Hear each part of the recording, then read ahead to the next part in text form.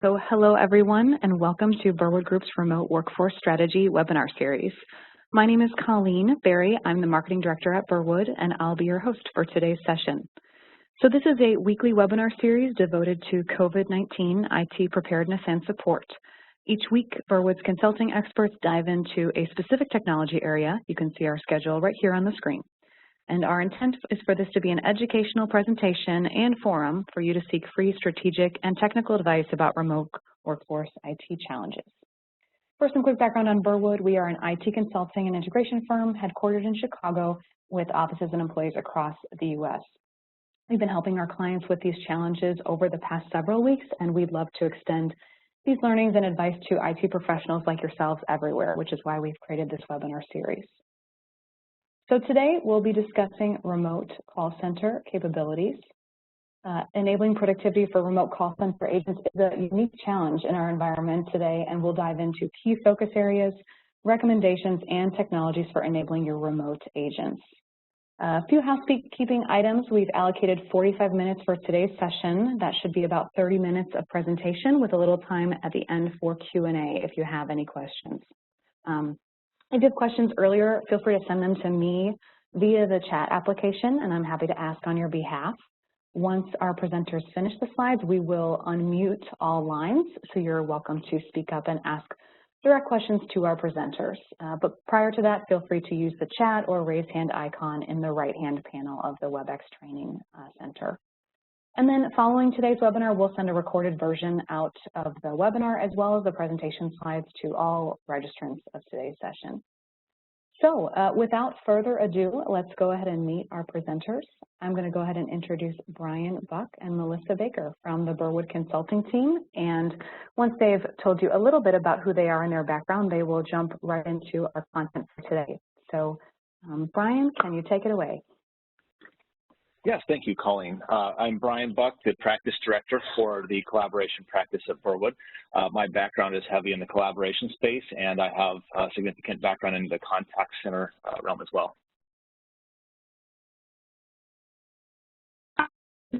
Baker, I lead our transformation and adoption practice. Our team focuses on ensuring success through end-user enablement focused on organizational change management, workflow design, and end-user training.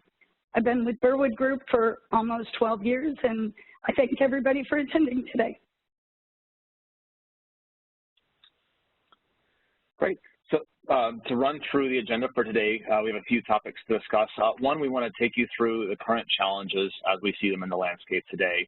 And then we really have 4 areas that we believe are worth focusing on to accommodate those challenges. Enabling remote workers to do what they need to do remotely to service your customers, improving self-service capabilities, which we believe is a way to help offload remote workers, and then how do we continue to operate the contact center as we expect, from a current state scenario. Obviously, you're running the contact center on premises. How do we extend that then to the home environment or remote environment and continue to see the same thing we see today? And then lastly, there's some considerations around end user adoption and how do we enable users to do what they need to do from home.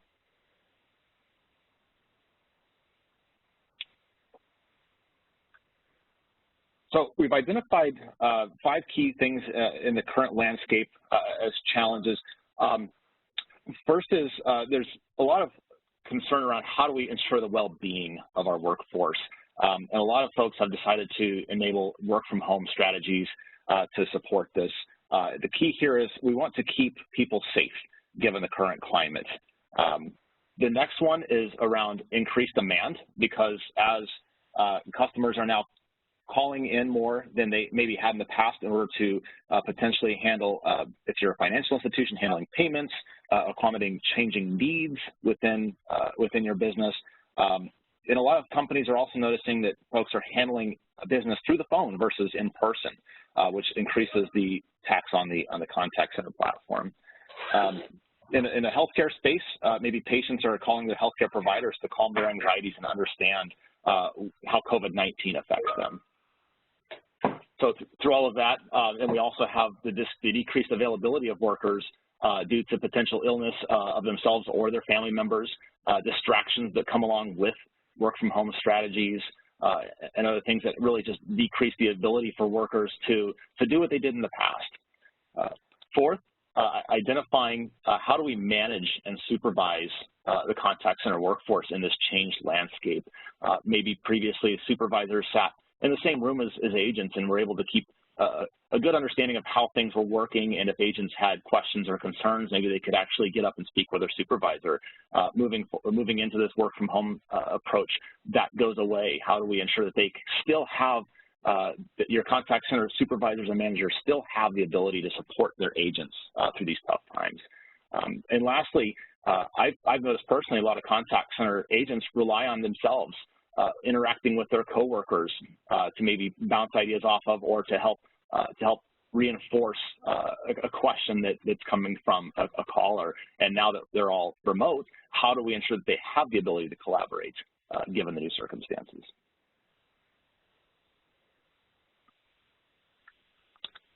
So through all this, we're putting a lot of burden on the agent. There's a big change in how they operate. Some workers may not even have a very conducive environment at home, and they may have new obligations due to the new circumstances. So how do we juggle all of these factors and still provide the experience we need for our customers?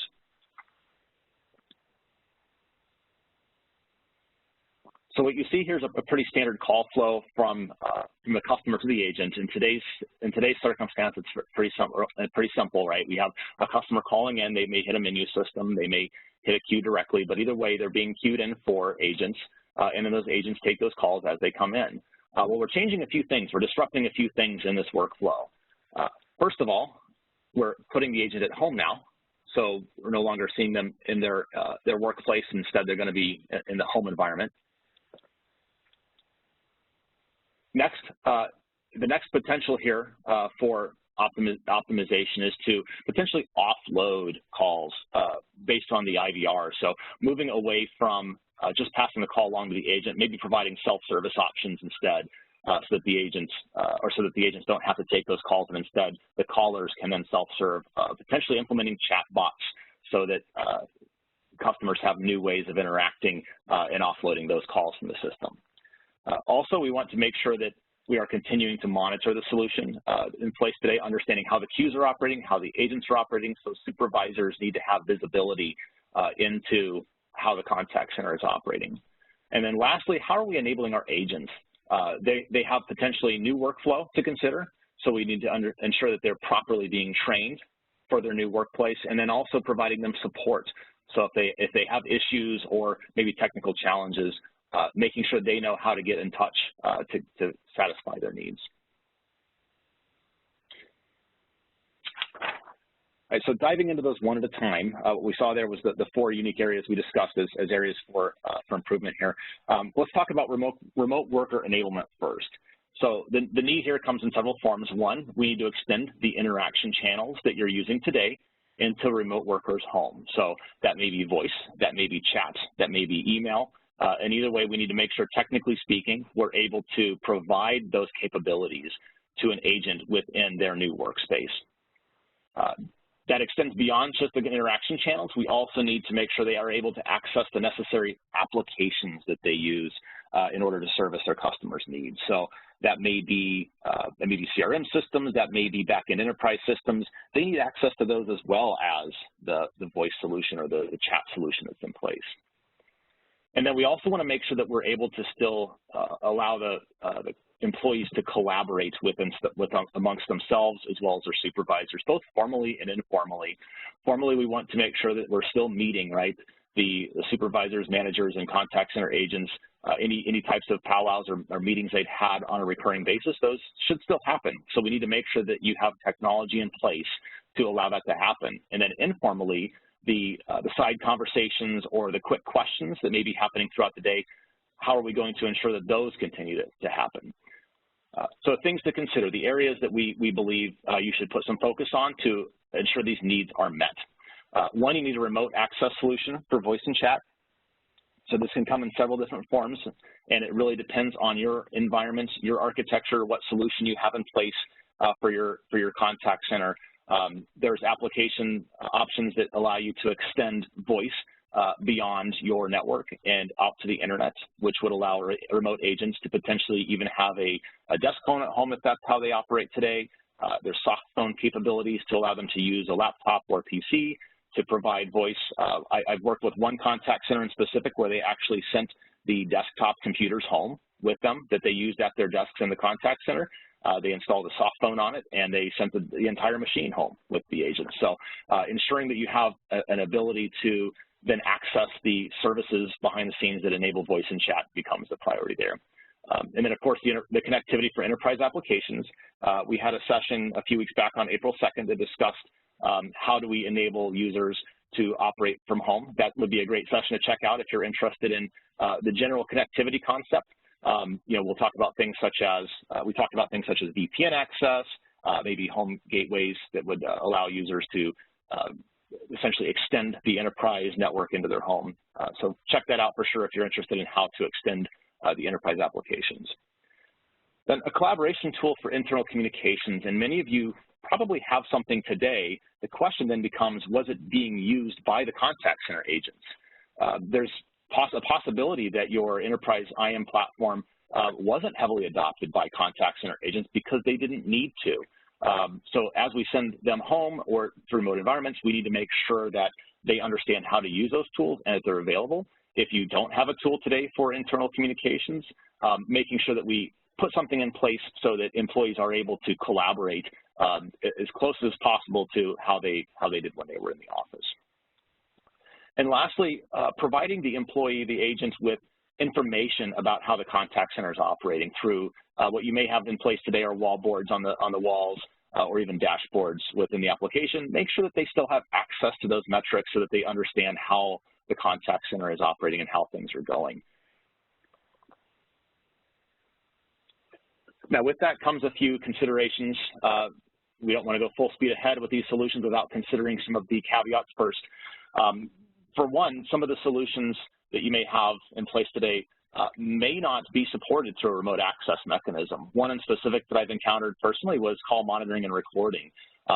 Based on how you deploy your remote access, there may be functions and features that just don't work or don't work like they did previously. And so understanding those ahead of time will make sure that we don't have any surprises. And if those functions and features are important to the customer's experience, then we certainly want to make sure we identify those early on. Additionally, the ramp up of the remote workforce may require additional procurement. So we may need additional licensing. We may need additional soft phone licensing or maybe VPN session licensing because we're increasing the amount of that tool that we're using. We may actually need new hardware and or net new software to accommodate the scale. So from a VPN perspective, maybe the gateways that you're using are not large enough to handle the new load of the increased employee count. Or maybe you need to purchase software to enable remote work strategy. So definitely consider that. And then lastly, ensuring that you have sufficient data bandwidth to support remote workers. If you have a shortage of bandwidth from your carrier, then there's potential to experience voice quality issues or even a lack of service altogether. And then, of course, call paths if we're sending calls out through the PSTN. Another option we've seen for remote work is to actually send the call center calls out to an employee's cell phone or home phone. But that means then we need to make sure we have a sufficient number of call paths with our carrier to accommodate that new need. So the second item we talked about was actually deflecting calls away from agents and providing self-service capabilities. And the need we identified here is that there's actually an increased call volume in some industries. Healthcare and financial services are two that I've seen an increase in call volumes, which then result in higher wait times. And of course, a decrease in customer experience as we ask them to wait. But then we also potentially have a decreased availability of agents. Maybe we have agents that were not able to work from home, and so we've actually decreased the number of agents we have total to work in the system. And that compounds the issue now as we further increase wait times. And then lastly, there's potentially new call types that need to be accounted for. I've seen COVID-19 employee hotlines getting stood up so that employees can call in and make sure if they're affected by it, maybe a family member has become ill, that they're able to communicate that. And in some cases, that's going into contact center. Additionally, your industry may actually have a customer-facing or a patient, if you're in healthcare, a patient-facing hotline that now has a much larger call flow or call volume than you experienced prior to the pandemic. So a few ways that we can accommodate those needs. One, if there's common inquiries, we can provide menu options in our prompting to ensure that customers are hearing the information they need to hear without speaking to an agent. Maybe you've identified or can identify that a lot of requests are similar and can be accommodated through this type of basic self-service.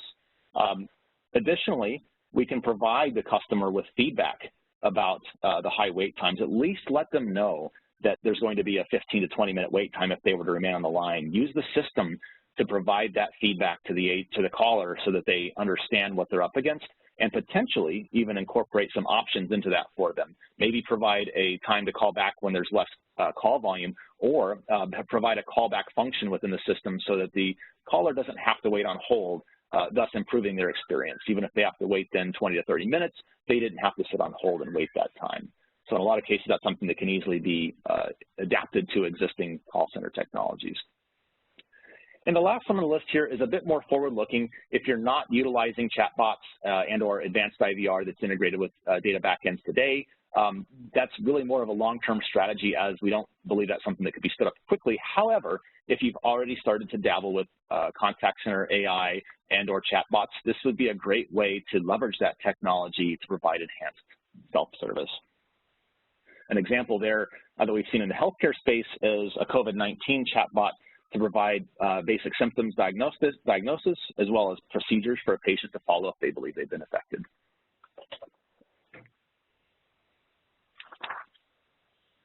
So as before, there's considerations, technology considerations to keep in mind. If you're deploying a new self-service or automated solution, make sure that we're evaluating the usability of that.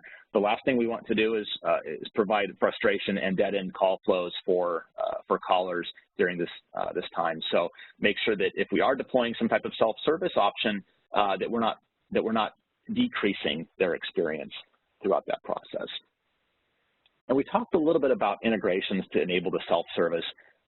Again, this could be a tall order. There is a potential time frame required to stand up new capabilities. So if we are tying into maybe a database backend or a web service, we need to take the appropriate amount of time to understand what capabilities we have and what needs to be done to ensure that it's going to work properly. There's APIs and potential middleware that may have learning curves associated with them, and there's licensing and potential features that you may not even have today that need to be procured. So again, can't just jump in and run with this without considering these factors.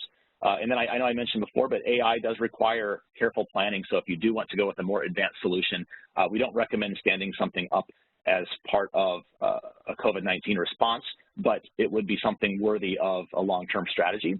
If you there are some pre-built solutions that may exist that would only require minor customizations to get going. So there is a potential that in certain industries and certain sectors, there may be solutions out there for you in those spaces. And if you have specific items to address, we're happy to discuss those, and we may have some options for you.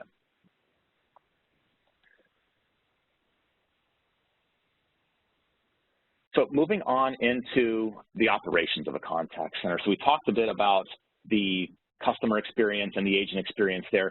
We want to talk now about how do we continue to operate the call center effectively. The needs here, we need to make sure that the supervisor and the managers can monitor, intervene if necessary, and assist the agents without being in the same room. There's metrics that we want to continue to monitor and ensure that the call center is working as expected and that the queues are not seeing excessive wait times. And then we also need to consider the scheduling and availability of staff. And this is something that may change due to your staff's new dependencies as well. They may have new factors in their lives to deal with because of the situation. And so the scheduling of your staff may become a disruption factor here as well. So things to consider: ensure that your agent desktop that you're using for the contact center is being used to its fullest extent. There may be options to provide data to the agent so that they understand how things are working, and then also provide information back to the contact center supervisors and managers. Looking at the supervision and management of the agent, ensuring that we're keeping an eye on how they're doing. We want to make sure if they're struggling that you are providing the support they need. So keep an eye on things like their agent state and their talk metrics. Are we seeing that their not ready status is being used more? Are we seeing that their talk times are maybe twice as long as usual? These might be opportunities to help them through these tough times and give them some assistance where needed. If you have a workforce management solution, use that to help navigate the change in call flows and the change in call volumes, because it will help you identify the new needs that have arisen and help you appropriately staff or schedule your staff as well. And then I'm sure many of you have heard that from various vendors that cloud contact center capabilities can be stood up quickly to accommodate new needs within this new environment. So there is potential there if you have maybe not enough functionality, or you're looking for functionality that's not in place today, that cloud contact center capabilities could be stood up quickly to satisfy that need. However, we do advise that you exercise caution when looking at these new contact center technologies. So while a cloud contact center may feel like a good way to fix a problem quickly, keep in mind that if we're implementing something net new, that's a big impact on the end user's workflow. We're asking them to learn a new platform potentially in addition to a new work strategy. We're also asking to implement new call flows with that, so there may be adapting what you're doing today to a new platform. And then during any kind of migration effort, and especially given the high dependency we're seeing on these platforms as we continue to expand into remote strategies, there may be outages that you would encounter that would actually affect the caller experience negatively. So be cautious with Cloud Contact Center. It may be a way to help, but it's not something that we advise jumping into without considering your existing investments first. And then also with workforce management, as I mentioned, if you don't have it in place today, it's not something that you can throw in and have it help in this case, but if it is something that's already in place, use that to optimize your staffing and use that to understand how to maybe increase the efficiency of your contact center.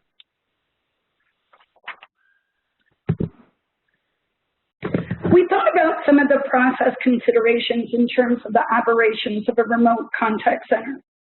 And the first was a shift in management and oversight of the current methodology. You know, before we visually supervise, and now we have to do so by digital means.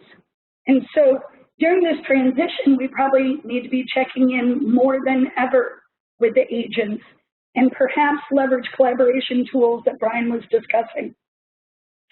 We need to look for ways to adapt agent responsibilities to match their environment.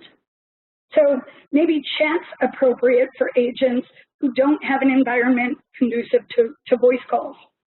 Or maybe we consider changing shifts for agents who have responsibilities such as kids learning at home.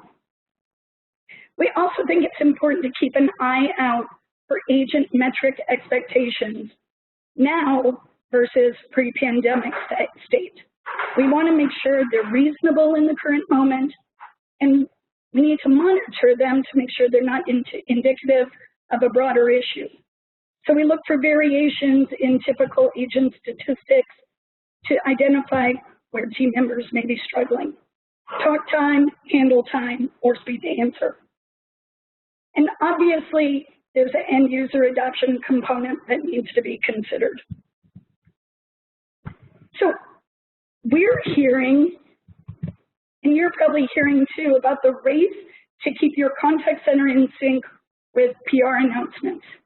You know, there are call types and call flows and agent scripting associated with things like we're waiving minimum payments for customers who are impacted with COVID-19.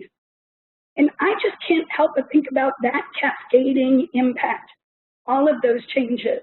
You know, new work environment, disrupted workplace, minimal support network, now with the heightened customer expectations that Brian discussed earlier. But for end user adoption, what we would suggest, even in this time, is that we adhere to the adoption strategy that we know that works. And that focuses on planning, planning the change, communicating the change, training for the change, and ongoing support of the change. And planning may be rapid, but it's probably more critical now as we need to immediately enable users to be successful. We do that by involving decision makers early and making sure that we're including representative stakeholders who understand what the overall impact to the workflow looks like. Communication, as I said, is critical, but we have to think about our communication challenges. You know, I think our first inclination is to send email for any communication. And I don't know about you, but I spend a lot of time in break rooms at our various customer sites, and I see their bulletin boards. And I think of those cluttered bulletin boards when I consider the fact that agents may be receiving constant updates via email. Like if you posted all of those emails on a bulletin board, what would it look like? And where would the agents have the opportunity to focus? And how would they know what's the highest priority? And so looking for channels to communicate with agents, ways to reinforce messaging and answer questions and allow agents to learn from one another, I think is really critical in this moment. Maybe it's daily huddles, maybe it's group forums, but it's certainly worthy of consideration. I also, around communication, just consider if right now is the time to think about what agents don't need to know. There may be things that are cluttering their email inbox that this is not the time for them to receive. Training for the change is always going to be critical. When I consider training options, I mean, frankly, if it were up to me, we would change nothing. So, you know, we have as little impact as possible. But since that is not a viable option, what I would suggest is we make training focused on the immediate requirements with very clear objectives and expectations. You know, we focus on the 80% rule, not the fringe use cases. I mean, I think sometimes as trainers, we want to get it all out there, but right now isn't the time. We focus on what users need to know at this moment and how they receive support when they need it. As I said before, training needs to be concise and focused, and if at all possible, I would attempt to not introduce more than 5 functions or process changes in one training event, just to give agents the opportunity to absorb those new functions or process changes. Also, I think using quick reference documentation at this time, making sure it's accessible and concise is important, as well as making sure that if we're providing, you know, live training, that we have a recording of it or that we're offering multiple training opportunities to meet different shift or environment considerations. Finally, I think one of the most overlooked aspects of end user adoption is ensuring that end users have the support that they need. You know, we're asking agents to take on new and different responsibilities, and having the right support structure can help calm any new anxiety. Well, not any, some anxiety. And so we look for ways to set up real-time communication with resources that can address both technical and process and training issues. You know, one of the things we've done in the past is had full-time man support bridges. So if somebody has an immediate need, they can contact that support bridge and get their need addressed right away, rather than attempting to solve on their own or figure out who an issue is supposed to go to. So those are my suggestions related to, our suggestions related to end user adoption strategies.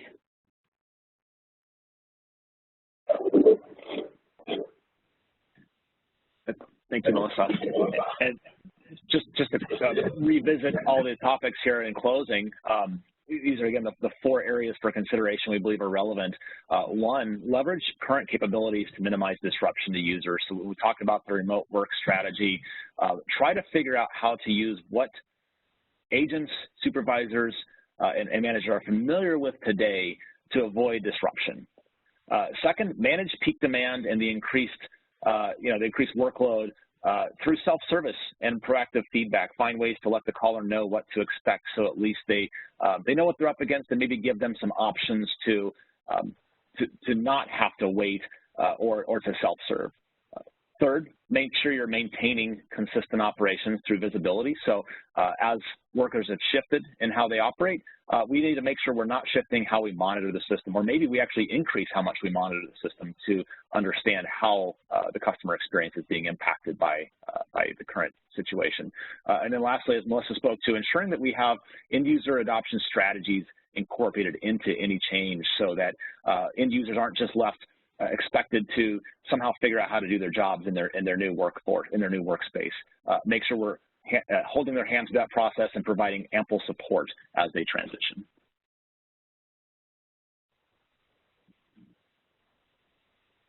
So with that said, I think we want to open up to any questions. Please feel free in anything that we've talked about here or anything else that comes to mind. We're very interested in any experiences or any specific customer experience related concerns that have come up in your environment.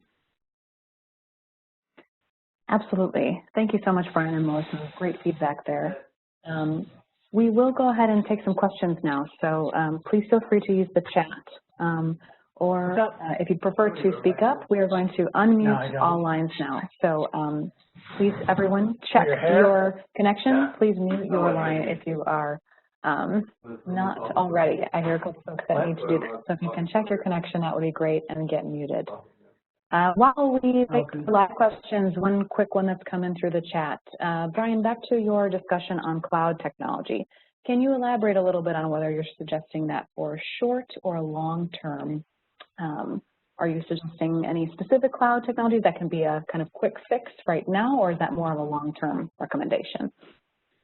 Yeah, I think the recommendation there is if you have technology that's able to provide for remote workers today, and that's your need, don't try to shift it, right? Don't try to uplift what you have and put in something brand new.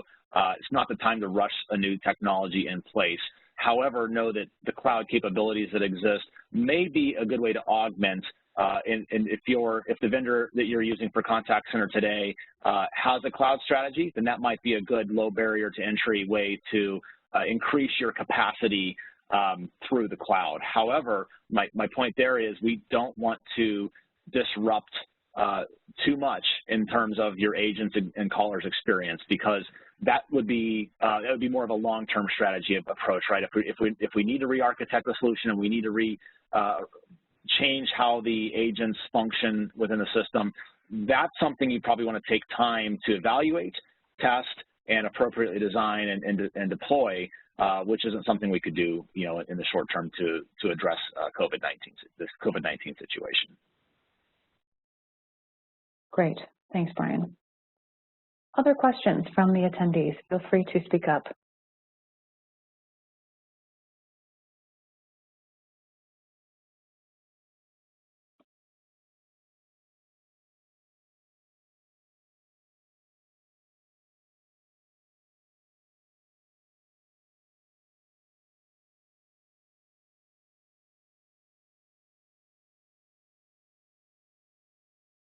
All right, I do have another one here in the chat then, maybe for Melissa, regarding the idea to repurpose agents' time, right? If they don't have the technology available at home, repurposing their time or job duties to do something else. Advice on handling that from a kind of communication and employee messaging and training perspective. Just elaborate on that a bit. Yeah, I can speak to that, Melissa. You may have some thoughts as well. A couple things come to mind. One is, many employees may not have an environment at home conducive to voice channel, right? There's any kind of background noise or disruptions would provide for a poor customer experience. So we want to avoid, situations where we're asking for employees to move into that type of situation. However, if you're utilizing chat today or looking to turn up chat, there's a potential there to maybe have agents that are able to, to provide voice channel focus on the voice channel, and agents that may have a less than conducive environment at home to focus on chat channels, since there's a little bit more flexibility with regards to, the background noise and distractions that may come up. Additionally, another consideration is you may have work within the contact center from an outbound calling perspective or follow-up perspective. So find a way to identify the agents that are less able to provide real-time response and have them focus more on the outreach. So if there's follow-up calls, maybe they can still do follow-up calls because they can identify specific times where they're able to perform those tasks. Or if there's knowledge work to be done, whether it's data entry or getting information, find a way to have agents that are unable to provide the voice channel or even chat channel real-time interaction, have them perform more of those tasks. And lastly, just be flexible and identify, maybe there's opportunities for certain agents to identify specific times during the day where they could help. Maybe it's only 2 hours a day instead of a full 8 hours, but be flexible with their work schedule and try to accommodate so that you can still, gain some benefit from having those agents taking calls and servicing interactions, but really on their time. Yeah, Brian, I think that is spot on, but I also think we need to make sure that there's no, that it's a very upfront conversation with all of the agents about the desire to fit the need to agent-specific situations, but obviously we still have a business to run. And so it's just a matter of making sure that we're communicating it in such a way that it doesn't appear to be either a reward or a punishment for the particular environment, agent environment or situation. Excellent. Thank you both. And we do have another one related to metric measurement, how that might change at home. The specific question is, what sort of metrics would you recommend using to measure agents working from home? Yeah, absolutely. I mean, and I would say you're not really changing the metrics you use. You just may be paying more attention to them. Especially if you're talking about an agent who's a seasoned call center agent, has been around for a while. You probably don't look at their metrics day to day as much as you do during performance review cycles. When we're shifting everybody to a new work strategy and having them work in a new location, pay attention to those things again. Look at how long are their talk times and compare it against what they're normally doing, and look at how long they're spending in various states. Look at how long, how many times during the day they're not able to stay in the ready state.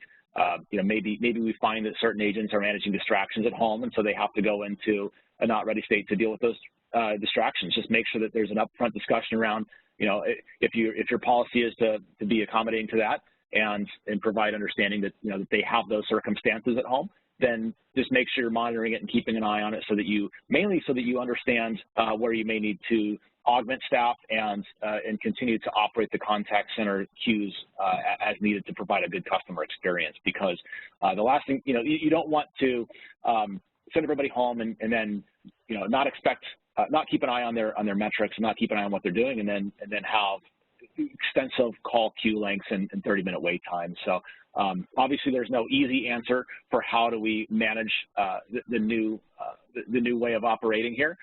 Everybody has challenges to work through, and so I think the key is be accommodating while also still keeping your eyes on those metrics. It's not a matter of new metrics as much as it is keeping an eye on the metrics that were always important and just maybe not looked at quite as often. Yeah, Brian, I want to jump in here. I have an interesting anecdote. I have a niece who works in a contact center for a very large credit card financial services company. And she's been there a bit, very seasoned, and, always hit her talk time numbers, all the expectations. And she was doing training, and they asked her to come back to working customer satisfaction or customer service. And she was explaining to me that her talk time has just exploded. And one of the things that she said right now was, people are lonely. She said she's getting calls from people who are scared and lonely and just need somebody to talk to. So I don't know if they're specifically changing talk time expectations to align with, you know, this perfect storm of isolation and increased calls and reduced availability of agents.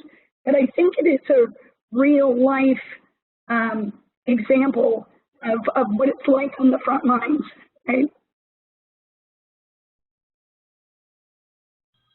Yeah, good point. And I think a key message there is, you know, we're not saying, you know, tell your agents are not doing their jobs right because their metrics are higher. We're really speaking to the fact that they may need additional support. You may need additional support and and identifying ways to help them.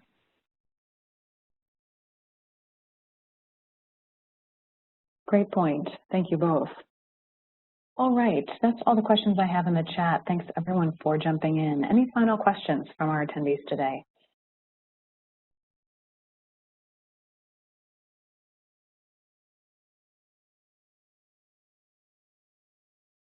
All right, then with that, we will go ahead and wrap up today's session. Thank you so much, Brian and Melissa. Thanks everyone on the call for joining us and listening and participating. Each of you can, of course, expect to receive this recording link and the downloadable slides via email. I've popped our contact info up on the screen. If you did not have a chance to ask your question or have something you'd like to ask offline about your specific scenario or organization, please reach out to us. Our contact info is up here. We'd love to hear from you about what you're challenged with, or if you have topic suggestions for a future session, would love to take recommendations. So just a reminder, this is a weekly series. Our next session is next Thursday, same time, April 23rd. We're going to be talking about remote application management and access strategy. So with that, I will go ahead and wrap up. Thanks again, everyone, for joining Burwood Group, and hope each of you have a productive and safe day. Thanks again.